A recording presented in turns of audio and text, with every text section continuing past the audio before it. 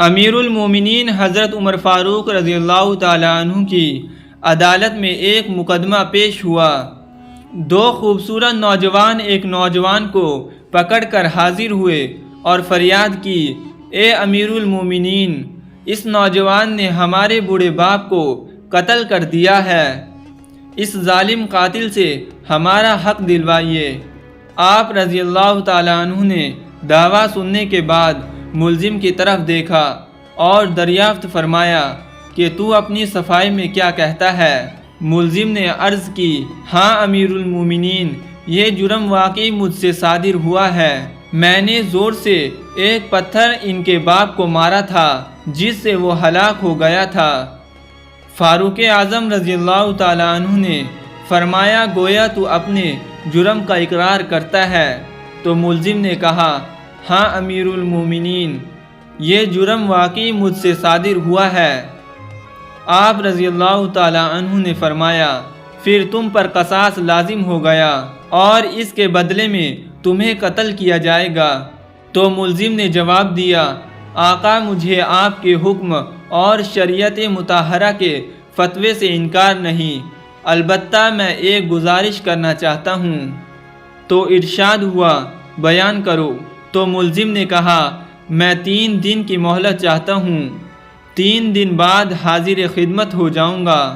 تو حضرت عمر رضی اللہ تعالیٰ عنہ نے کچھ دیر سر جھکا کر سوچا، تو غور کرنے کے بعد سر اوپر اٹھایا اور فرمایا کہ اچھا، کون ضامن ہوگا تمہارا کہ تم واقعی وعدے کو پورا کرنے کے لیے تیسرے دن عدالت میں حاضر ہو کر خون کا بدلہ خون سے دو گے؟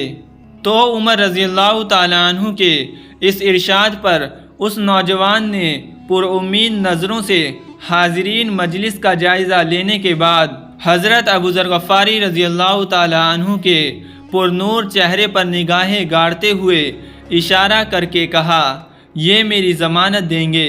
تو عمر رضی اللہ تعالیٰ عنہ نے حضرت ابو ذر غفاری رضی اللہ تعالیٰ عنہ سے دریافت فرمایا تو انہوں نے کہا، بے شک میں ضمانت دیتا ہوں کہ یہ نوجوان 3 دن کے بعد تکمیل قصاص کے لیے عدالت میں حاضر ہو جائے گا۔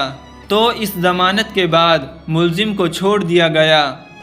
2 دن گزر گئے اور تیسرا دن آ گیا۔ جلیل القدر صحابہ اور مشیران خلافت دربار میں جمع ہوئے، دونوں مدعی بھی آ گئے، حضرت ابو ذر غفاری رضی اللہ تعالیٰ عنہ بھی آ گئے اور ملزم کا بے قراری سے انتظار ہونے لگا۔ جوں وقت گزرتا جا رہا تھا، صحابہ اکرام رضی اللہ تعالیٰ عنہ کا اضطراب بڑھتا جا رہا تھا، کیونکہ ملزم ابھی تک نہیں پہنچا تھا اور وقت قریب آ رہا تھا، اور صحابہ رضی اللہ تعالیٰ عنہ کو ابو ذر رضی اللہ تعالیٰ عنہ کی نسبت پریشانی ہونے لگی تھی۔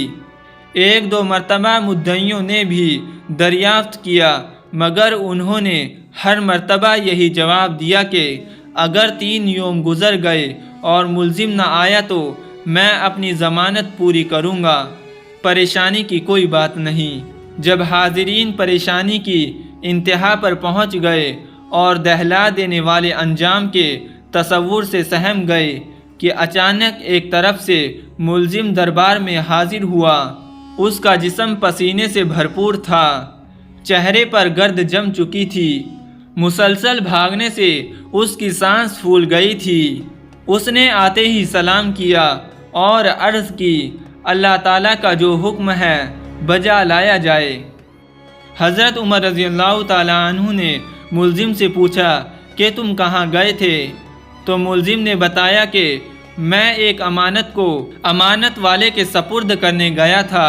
واقعہ یوں ہے کہ میرا ایک چھوٹا بھائی ہے، والد فوت ہو گیا، موت سے پہلے اس نے میرے پاس میرے چھوٹے بھائی کے لیے کچھ سونا رکھا تھا اور وصیت کی تھی کہ جب وہ جوان ہو جائے تو یہ سونا اس کے سپرد کر دینا۔ میں وہ سونا ایک جگہ رکھ کر آیا تھا جس کا مجھے ہی علم تھا، اس لیے میں وہ سونا اس کے سپرد کرنے گیا تھا۔ الحمدللہ میں نے امانت اس کے سپرد کر دی جس کی وہ تھی۔ امیر المومنین رضی اللہ تعالیٰ عنہ نے ابو ذر غفاری رضی اللہ تعالیٰ عنہ سے پوچھا کہ آپ نے اس کی ضمانت کیوں دی؟ کیا یہ آپ کا واقف تھا؟ تو انہوں نے کہا میرا اس سے کوئی تعلق نہ تھا، صرف یہ بات تھی کہ جب اس نے پر امید نگاہوں سے میری طرف دیکھا تو مجھے خیال آیا کہ اگر بھرے مجمع میں بھی اس کی ضمانت نہ دوں تو کل قیامت کے دن رب العزت کے سامنے شرمندہ ہونا پڑے گا کہ اتنے آدمیوں میں سے کوئی بھی اس کا ضامن نہ بن سکا، اس لیے میں نے اس کی ضمانت دی، حالانکہ میں اسے بالکل نہ جانتا تھا، نہ مجھے یہ معلوم ہے کہ یہ کہاں رہتا ہے، بس اس کی ظاہری شرافت نے مجھے یقین دلا دیا کہ وعدے کا پکا ہے، اور میں نے ضمانت دے دی۔ یہ بات سن کر حاضرین محفل اشک آلودہ ہو گئے۔ مدعیوں نے التجا کی کہ اے امیر المومنین، ہم نے اپنے باپ کا خون معاف کر دیا۔ دوستو، اللہ پاک ہمیں اس واقعے سے سبق حاصل کر کے نیک بننے کی توفیق عطا فرمائے، آمین یا رب العالمین۔